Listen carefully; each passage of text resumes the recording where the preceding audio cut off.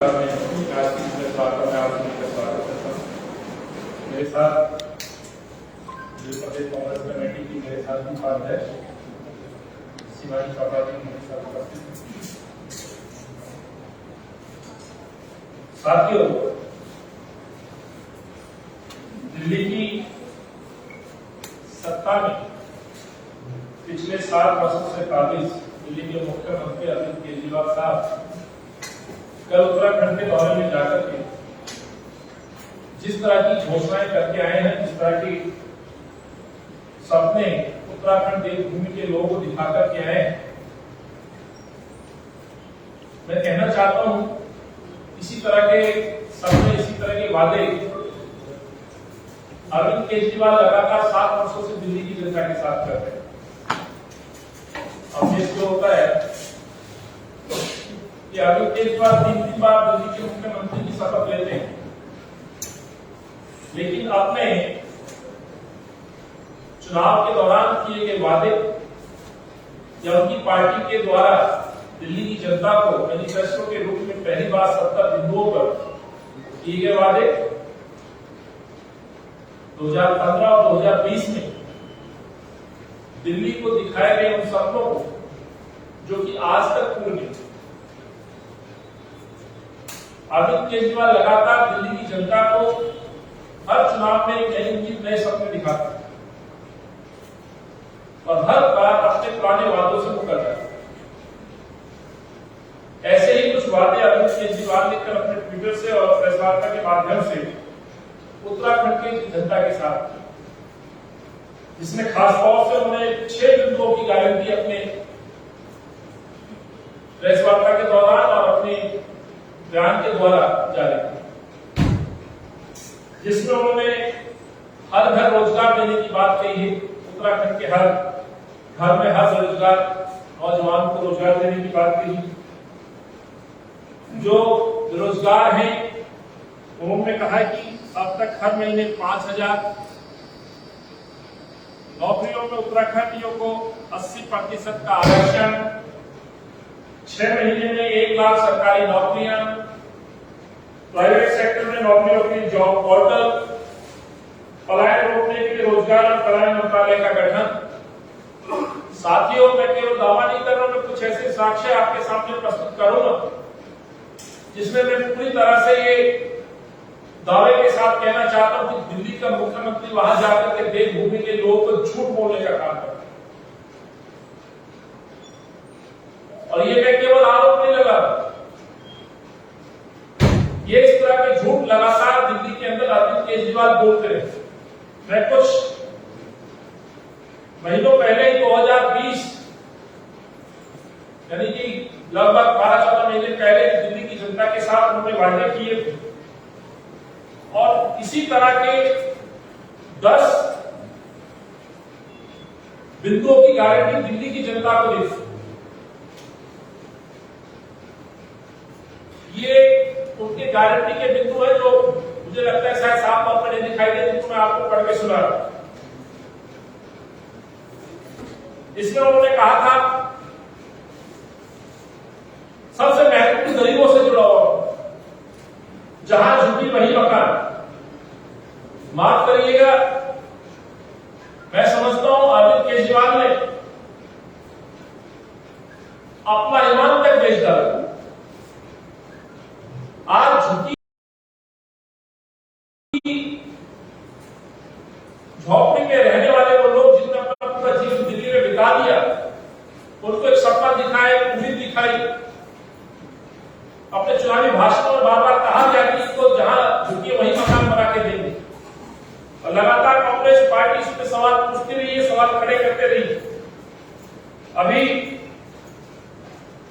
15 तारीख को जिस तरह से इनके मंत्री ने आकर के बयान दिया, सीधे तौर पर जो पेट्रो की हेडलाइन बनी, वो मैं आपको दिखाना चाहता हूं। ये मेरी खबर नहीं, ये इनके मंत्री सत्येंद्र जैन का बयान है कि जहां झुकी अब वहां नहीं मिलेगा मकान। यानी कि वादा खिलाफी नंबर 1, झूठ नंबर 1 जो मैंने आपके सामने रखा है। अब दिल्ली के गरीबों को, दिल्ली के झुकी वासियों को कोई मकान का जो वादा था उसे सीधे तौर पर करने का काम अरविंद केजरीवाल ने किया, बल्कि वो मकान के बदले किराए का प्रलोभन दिया जा रहा है, किराए को देने की बात कही जा रही है। तो उनका बिंदु नंबर 1 जहां चूंकि वही मकान का झूठा वादा कोबला साबित हुआ और अरविंद केजरीवाल ने फिर एक बार साबित कर दिया कि आपने सत्ता में बने रहने के लिए किस तरह से जनता को मूर्ख बनाने की कोशिश की जाती है और निरंतर उस पर आगे अग्रसर। दूसरा बिंदु था प्रदूषण मुक्त दिल्ली देखने जनाब, दिल्ली को सिंगापुर, दिल्ली को लंदन, पेरिस बनाएंगे, ये बिंदु भी 2020 के चुनाव में दिल्ली की जनता के साथ वादे में किया गया। आखिर दिल्ली को मिला क्या? 7 सालों से दिल्ली प्रदूषण में नंबर 1 बनी हुई। ये बिंदु नंबर 2, 7 साल में आज तक दिल्ली के प्रदूषण पर धरती भर लगाम अरविंद केजरीवाल नहीं लगा पाए।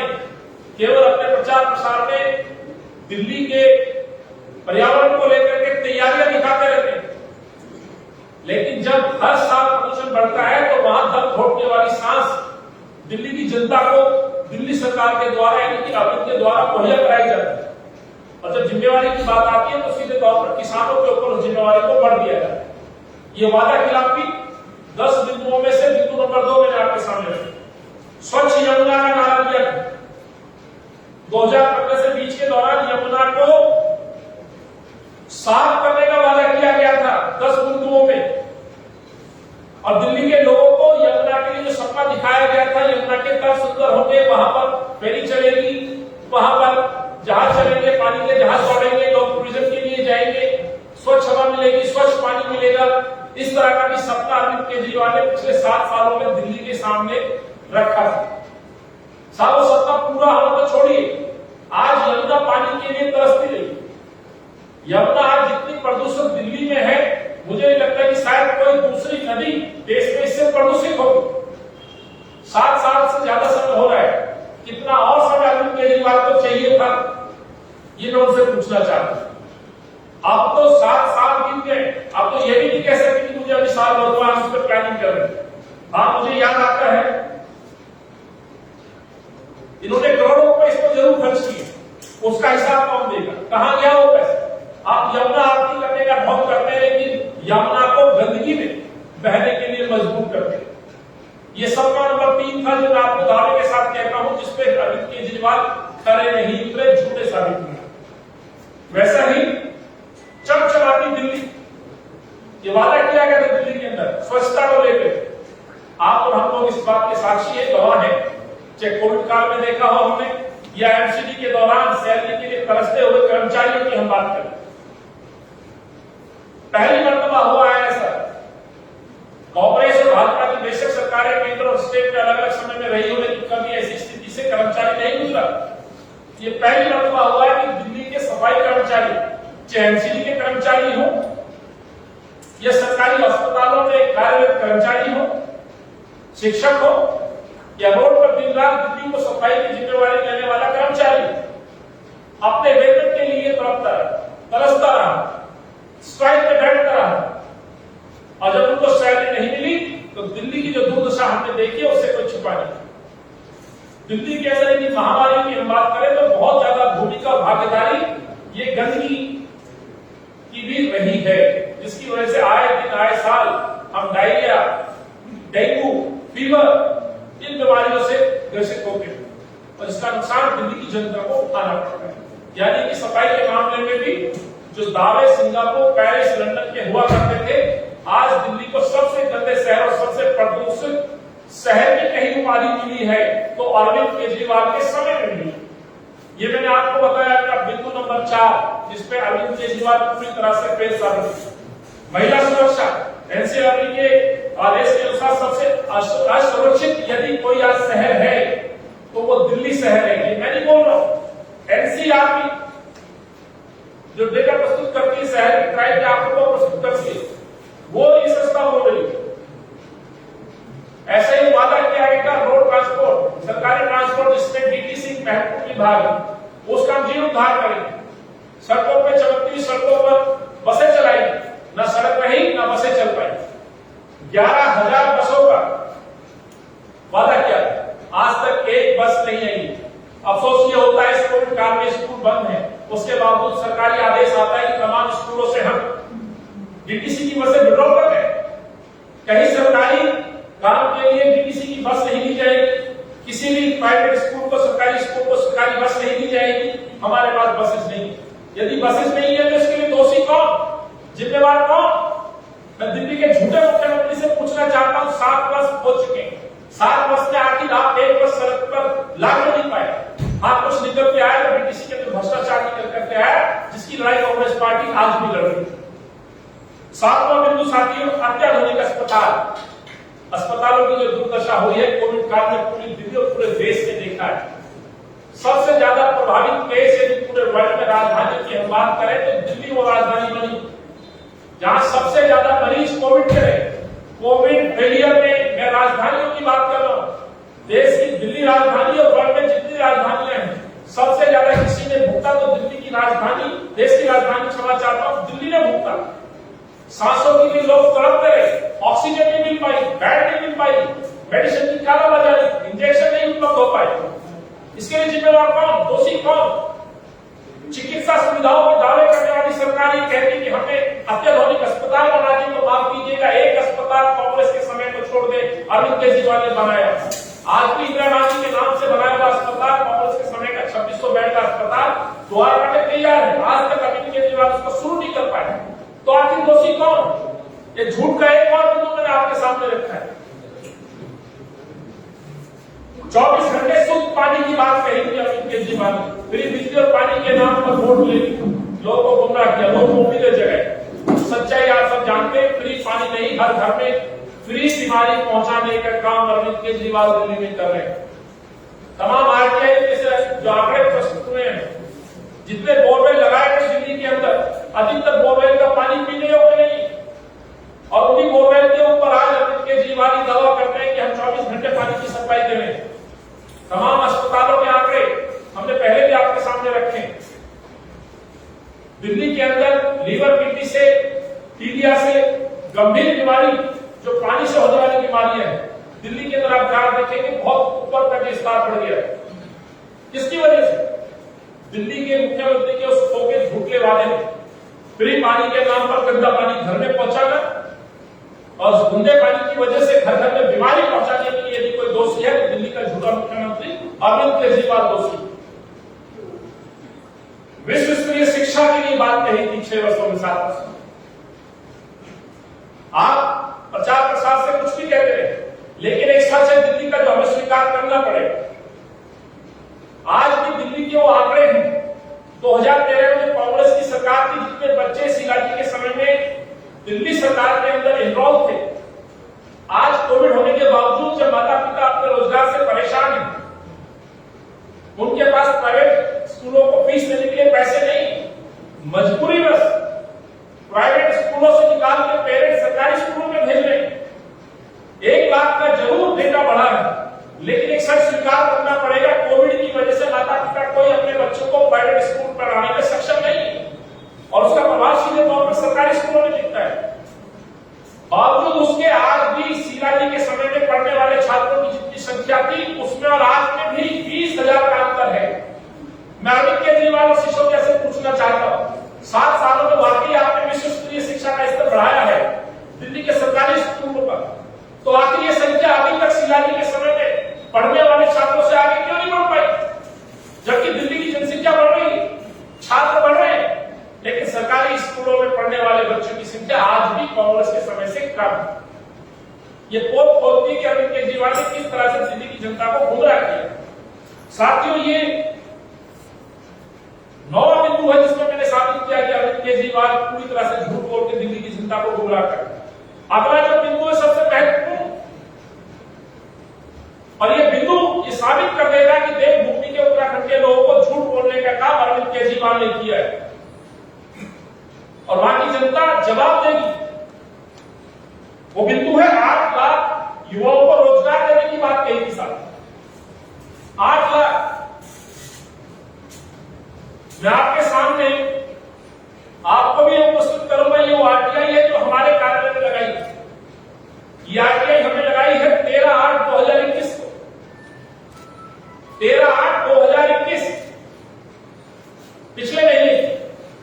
इस आरटीआई में जो महत्वपूर्ण सवाल थे वो सवाल ये थे जो अरविंद केजरीवाल आज झूठ बोलने गए, और जो उन्होंने अपने ट्वीट में कहा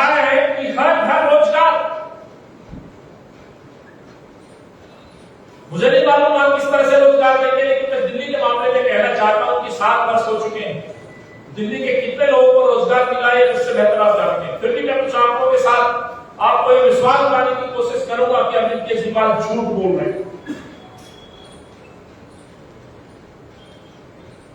जब तक रोजगार नहीं, हर महीने 5,000। पहले मैं रोजगार की बात करता हूं, हर रोजगार। दिल्ली के अंदर जिस तरह से 5 साल में 8 लाख नौकरी देने की बात कही थी, इस आरटीआई से हमने सवाल पूछा कि कितने लोगों को रोजगार दिल्ली में दिया। इन्होंने अपने ट्वीट में कहा है कि हमें पोर्टल बनाएंगे, प्राइवेट सेक्टर में नौकरियों के लिए जॉब पोर्टल। इस आरटीआई में हमने जॉब पोर्टल की भी जानकारी मांगी है, मैं भी आपको डिस्ट्रीब्यूट करा रहा हूं।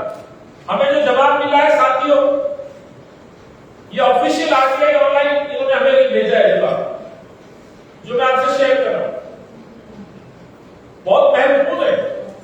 जिस पोर्टल की बात ये उत्तराखंड में करके आए हैं, उसी तरह का पोर्टल इन्होंने लॉकडाउन के दौरान दिल्ली के युवाओं को, बेरोजगार युवाओं को सपना दिखा करके शुरू किया।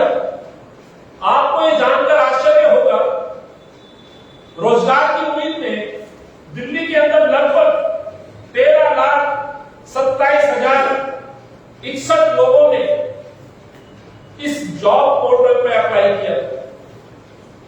13 लाख से ज्यादा। कितने लोगों को जॉब मिली, ये 1 महीने पहले तक आंकड़े बता रहा हूं। हमने जो आरटीआई मांगी है, जवाब मांगा 13/8 को, और इसमें जवाब हमने नहीं, सरकार ने दिया। और सरकार के जवाब के अनुसार 13,27,061 लोगों ने जॉब मांगी दिल्ली के अंदर, और जॉब मिली मात्र साथियों 3,896। मात्र 3,896। ये वो आंकड़े हैं जो प्राइवेट नौकरी दिलाने के लिए पोर्टल स्टार्ट किया गया था, जिसपे करोड़ों रुपए खर्च किया गया था।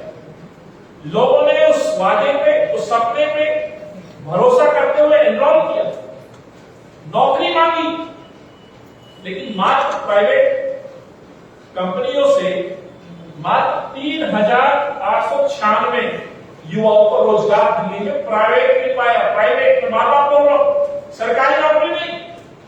जिस पोर्टल की बात उत्तराखंड में करके आए हैं, तो ये मैं उसी को बोल रहा हूं। आप दावा करते थे कि नौकरियों का मेला लगाएंगे, रोजगार बाजार कहा गया, जॉब पोर्टल कहा गया। ये जो पोर्टल नौकरी बाजार, प्राइवेट सेक्टर में नौकरी दिलाने के लिए कहा गया था, मिला क्या? मात्र 3,000 लोगों को नौकरी, 13,27,000 में से।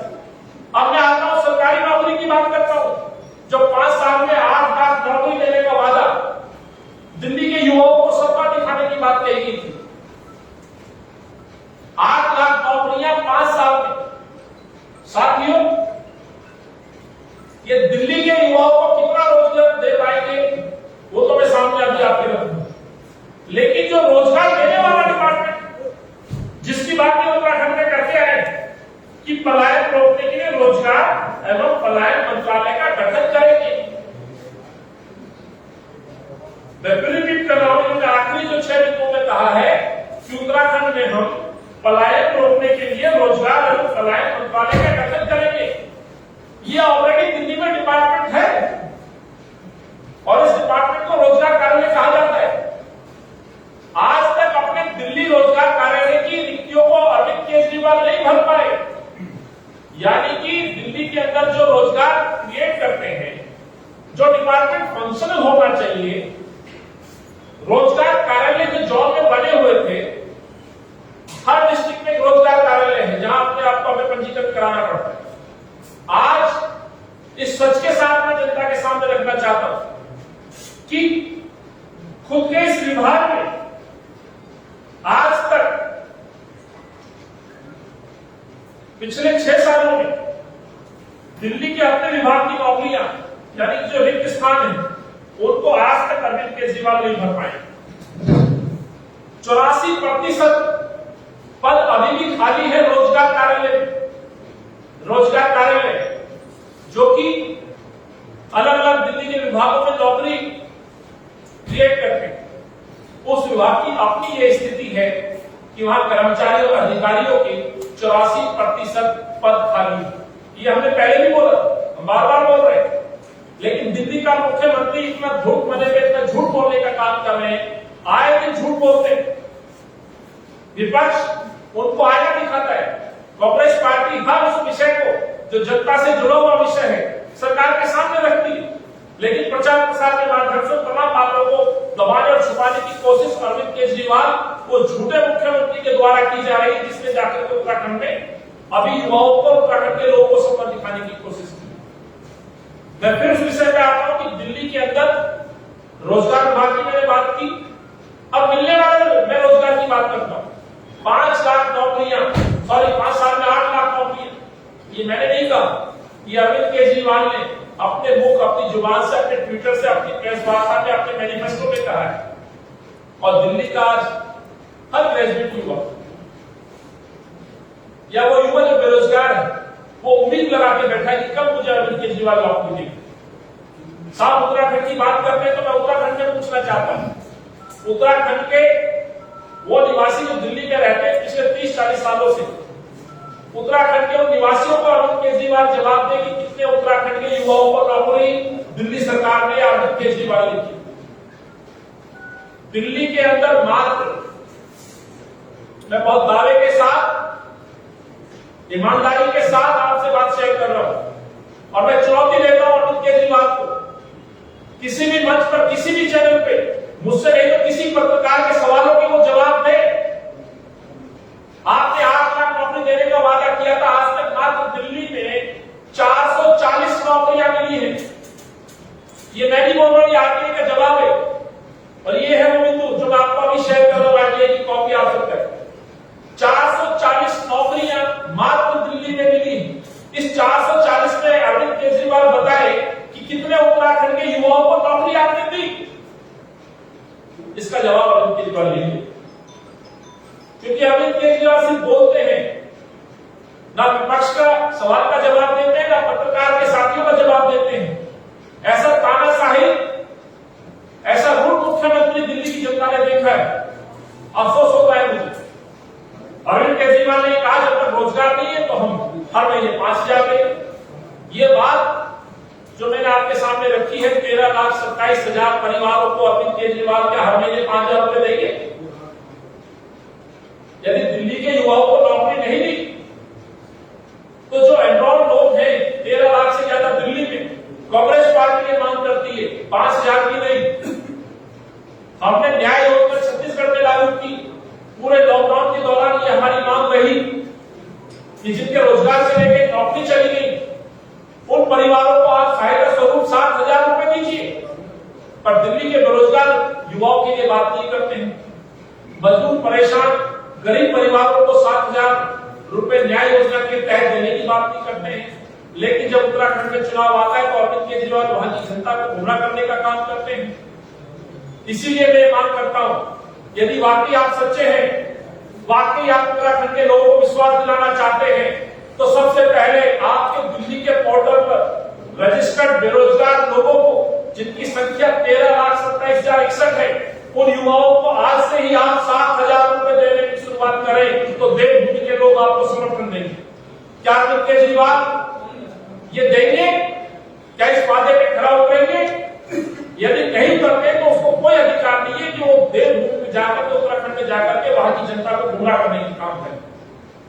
और इसीलिए इस प्रेस वार्ता के माध्यम से जो मैंने आपके सामने आगे प्रस्तुत किए साथियों, 10 बिंदु दिल्ली के, जिस तरह के 6 बिंदु आपने वहां जाके रखे हैं, लोगों का विश्वास जीतने के लिए सपने दिखाए हैं। सबसे पहले उन पर अरविंद केजरीवाल को जवाब देना चाहिए। उत्तराखंड के युवाओं को रोजगार, और रोजगार तक नहीं तो 5,000 की मदद और पोर्टल, उसकी सच्चाई मैंने आपके सामने रखी। ऑलरेडी पोर्टल है, 13,27,061 लोगों ने एनरोल किया है। जब तक रोजगार नहीं है तो उनको आप बेरोजगारी भत्ता दीजिए। 5,000 नहीं 7,000 रुपए न्याय योजना छत्तीसगढ़ के पैटर्न पर आप दिल्ली के युवाओं और परिवार को दीजिए। आपने कहा कि बोर्ड और क्लाइंट रोकने के लिए आप बोर्ड बनाएंगे, तो दिल्ली के अंदर पहले से डिपार्टमेंट है, उसने आज तक आप भर्ती नहीं कर पाए। यानी कि 6 के 6 बिंदुओं पर आपने केवल अपने राजनीतिक स्वार्थ के लिए देवभूमि की जनता को, देवभूमि के लोगों को आपने झूठ बोलने का काम किया है। और मैं जिस तरह से बार बार बोल रहा हूं, ये उत्तराखंड देव भूमि या देवों की नगरी कहा जाता है, जहां साक्षात भगवान शिव का स्नान हो। आप उस भोले की नगरी में जाकर के वहां के भोले के भक्त शिव भक्तों को आप झूठ बोलने की कोशिश करते हो, और आप कोशिश ही नहीं करते हो अपने राजनीतिक स्वार्थ की पूर्ति के लिए आप वहां ये झूठ बोल करके आते हो। हालांकि ये आपका कोई नया इतिहास नहीं है। अपने राजनीतिक उद्देश्य के लिए जो व्यक्ति अपने बच्चों की झूठी कसम खा सकता है, उस आदमी को शर्म आनी चाहिए। कई बार मेरे मन में ये विचार आता है कि अरविंद केजरीवाल कैसे अपने बच्चों को सामना करते हैं, बल्कि मैं उनके बच्चों से आग्रह करूंगा, वाकई आपके पिताजी स्वच्छ राजनीति की शुरुआत करने आए थे तो इसका प्रश्न जरूर पूछिएगा कि आपने ये कसम खाई थी, आपने एफिडेविट दिए थे बहुत सारी बातों पर, तो आज अपना आप बयान क्यों बदल लेते? दिल्ली के सौहार्द की बात करें, भाईचारे की बात करें, तमाम बिंदुओं पर अरविंद केजरीवाल यू टर्न लेते नजर आते हैं। आज भी सच्चाई है, 50 से 60 लाख लोग राशन कार्ड के लिए इंतजार कर रहे हैं, एक भी पेंशन नहीं बन पाई, एक नया घर नहीं मिल पाया, 48,000 झुग्गियां तोड़ने की नौबत रेलवे ट्रैक पे आ जाती है, एक बयान अरविंद केजरीवाल का नहीं आता है। कोविड काल में भगवान भरोसे दिल्ली को छोड़ देते हैं, और फिर वो जाकर के उत्तराखंड के लोगों को विश्वास दिलाते हैं कि उनकी सरकार आएगी तो युवाओं को रोजगार देगी, रोजगार नहीं तो 5,000 हर महीने देगी, और रोजगार के लिए नया पोर्टल शुरू करेगी। तमाम बातें खोखली बातें हैं, और इसका सबसे बड़ा उदाहरण दिल्ली के अंदर किए गए वादे हैं 7 साल में। साथ ही यही बातें मैं आपके समक्ष दिल्ली की जनता और देश की जनता के सामने लेकर के आया हूं कि अरविंद केजरीवाल न केवल दिल्ली में झूठ बोले, जहां जाते हैं अपने झूठ के पिटारे से नई नई बातें, नए नए सपने वहां के लोगों को दिखाते हैं, चाहे पंजाब हो, उत्तराखंड हो, गोवा हो। ये अरविंद की एक सच्चाई है, झूठ बोलने की जो उनकी नीयत, उस पर निरंतर वो आगे बढ़ रहे हैं, और जनता जान चुकी है, और देवभूमि के लोग उनसे जरूर ये प्रश्न पूछेंगे और इनका हिसाब मांगेंगे। बहुत बहुत अच्छा। एक सवाल पूछ सकते हैं कांग्रेस से पूछ सकते हैं। ऐसा है, आपने आज नमस्कार आज आपने जो इतने 6-7 दिनों में जो सवाल पूछे हैं, उसमें से आपने शिक्षा को बहुत ज्यादा जोर दिया है। शिक्षा की अगर बात करी जाए तो क्या जो नीतियां निकाली गई है वो नीतियां सेंट्रल की है या स्टेट की है?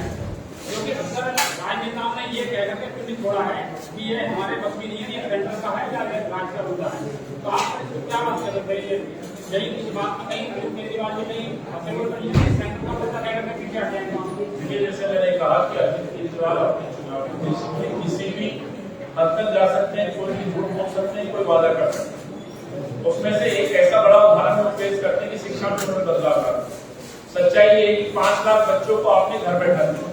जैसे मैंने कहा कि 2013 में कांग्रेस के समय में जितने बच्चे सरकारी स्कूलों में पढ़ते थे, आज भी दिल्ली के सरकारी स्कूलों में आज भी उतनी संख्या नहीं है। मैं आप तमाम लोगों से पूछना चाहता हूँ, अरविंद केजरीवाल कहते हैं उन्होंने नए नए स्कूल बना दिए, कमरे बना दिए। यदि कमरे बढ़े, स्कूल बढ़े, तो बच्चों की संख्या क्यों नहीं बढ़ी?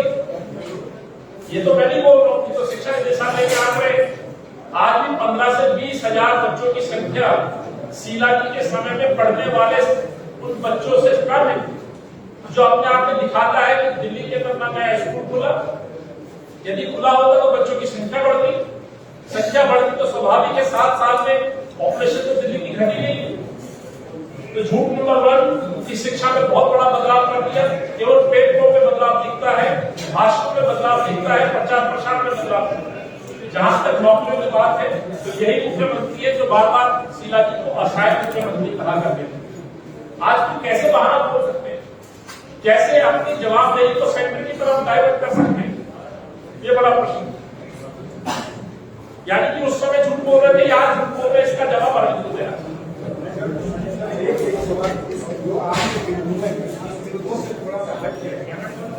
कहा जाता है कि जब भी जनता को देना होता है तो पार्टियां सारी एक हो जाती है, और जब जनता को पारिश देने का आती है तो खुद ही आप